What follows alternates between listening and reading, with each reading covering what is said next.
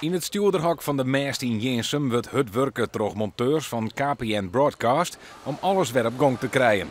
Door de branden in de masten van Hogersmilde en Lopik en het van een pad instorten van de eerste kunnen een soort mensen in Noord-Nederland geen televisie of radio meer krijgen.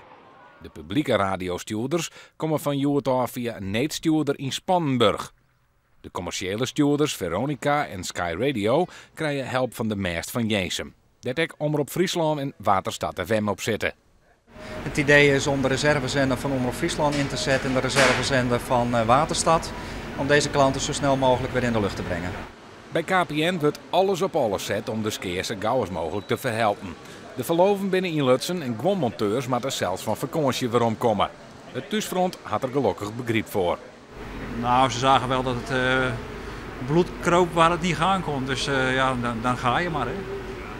U zou het eigenlijk ook niet willen missen? Nee, dit is wel ook een beetje, het klinkt heel zuur, maar het is een beetje de jus van ons werk. Hè. Nou is het natuurlijk wel zo dat Omroep Friesland een rampenstuurder is. Wat gebeurt er nou als uw eerste stuurder uitvalt? Nou, dan is het zo dat de reservezender die nu wordt ingezet voor Sky Radio op dat moment weer beschikbaar komt voor Omroep Friesland. We kunnen dat op die manier programmeren. Voor digitale televisie komt er net eerder als manje een oplossing. De helpstuurders in Ljouwert, Greens en Zwolle worden dan in Vermogen opvierd en er wordt een neetstuurder in Assen-Delzet. Nee, oerensleutelen is het dan Savier. Om zo'n minuut nu twaan worden de reservestuurders in Jinsum onzet. Sky Radio en Veronica willen dan weer on air.